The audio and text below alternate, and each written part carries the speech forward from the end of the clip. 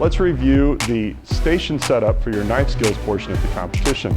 When you come into your station, you will have a sheet with the 4 cuts that your team has selected of the 6 available, and you will hand that to one of the judges, so they will know which cuts your team will be doing.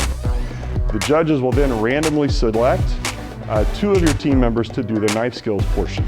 When you set up your station, you're going to want to have some sort of a vessel to put your product on rather than putting it directly on the table. You want to have your boards clean and set up with some sort of non-slip surface underneath.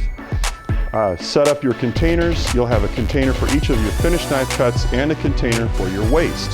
Have your knives all set up and ready to go. We're going to go through a few of the basic knife cuts this time, and kind of in a competition setting.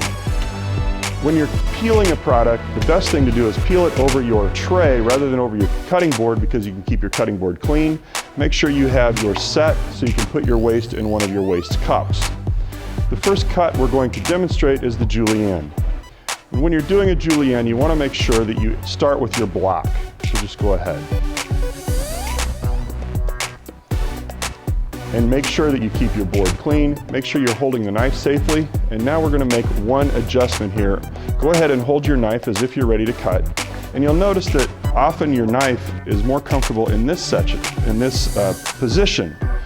But in order to keep yourself straight, if you turn your shoulders and take your 1 foot back a little bit, now you're straight with the edge of the board, and you have a way to keep yourself making straight cuts. It's a little uncomfortable to begin with, but if you practice this way, it becomes very comfortable and very easy to do. So continue with the julienne. While the measuring devices, such as the cut ruler and the plastic models, are wonderful for practice tools, these are not allowed in competition. We want to see that you have a mastery of the cut rather than you know how the mastery of the ruler. So you want to make sure that you are doing your cuts in a fairly professional and fairly quick manner. So after you have the block put together, now you're going to cut off your planks. And you're looking for consistency, and then you cut your juliennes. Notice that Jillian has her hand in a claw to keep her fingers safe. It's also acting as a guide for her knife. This is the safest and quickest way to do most of your knife cuts. And she has some fairly nice juliennes here.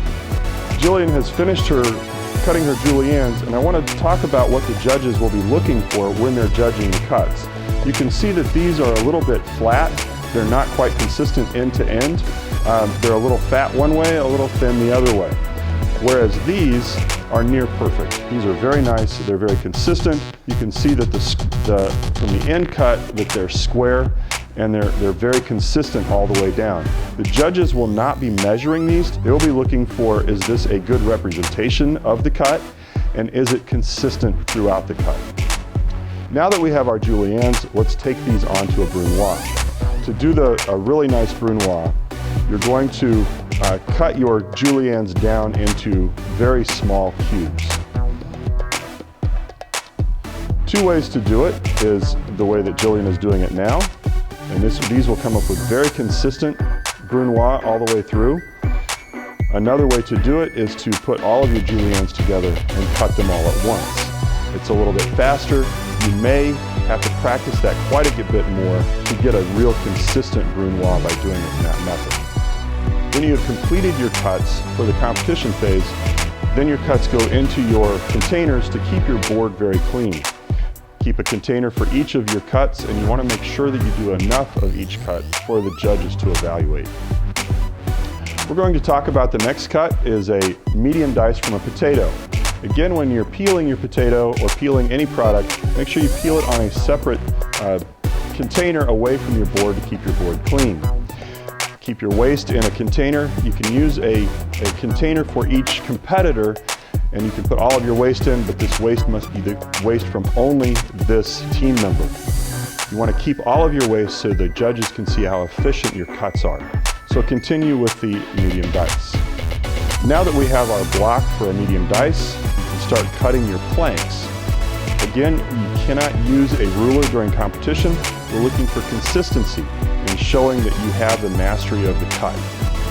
So after you have your plank, you'll cut it into your logs, and then take that into your dice. And you want as close to a perfect cube as you can possibly get. When you finished a medium dice, this is a good quantity for a judge to evaluate. Of any of the cuts, you want to have enough that the judge can look at it and be able to tell if you had a good idea of the concept of the cut. This is a great quantity, and these are pretty good medium dice. When you're doing a potato, you want to make sure that it goes into your cup, but have water in your cup to keep the potatoes from oxidizing and turning brown. We're going to demonstrate a diagonal cut, and we're going to do it using a banana. A banana and some other products will require an acid bath. So first we're going to prepare our acid bath. We have a lemon. You're going to cut your lemon, and we have a container with some water. You get a little bit of your lemon juice into the water to prepare an acid bath. Now we'll continue with the diagonal cut using the banana. Get your first cut off, and now you can begin doing consistent diagonal cuts. A diagonal cut is generally about 1/4 inch thick, and these are a very good representation. Again, we have enough of a quantity for the judge to evaluate, and you're going to then place them in your acid bath to keep them until you're ready to display.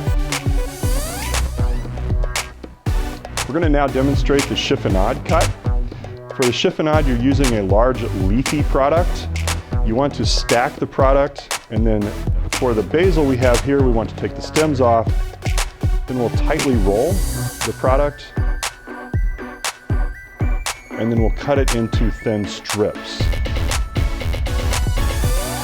While you're cutting your chiffonade, you are trying to get approximately 1/8 of an inch thick for each cut. When these are unrolled, you'll have long, thin strips. Again, you want to make sure that these go into your container until you're ready to display, and make sure you have enough for the judge to evaluate. We're now going to demonstrate mincing the parsley. When you're doing a leafy product such as this, you want to do it the last cut, because this will stain your board and be the most messy on your board as you're cutting. And make sure this is the last cut you do. When you're mincing, you want to make sure your product is gathered under your guiding hand. And the goal is to make sure that there is not a discernible leaf when you are finished. When you've finished your mince, you should have something that is very fine, and there is not a noticeable leaf of what the original product was. And you can see from this exactly why you want to do this the last cut of your competition. And then again, that will go into your container. When you've finished your cuts, you'll then display your product on your board so the judges can evaluate it. Make sure you have your waste container out so the judges can see how efficient you were with your cuts. You want to make a definite motion that you are finished with your cuts. Jillian has her hands behind her back and has stepped away, which is a great way to do it. At this point, you are done with your cuts, but you may not move to your next station until the timer allows you to.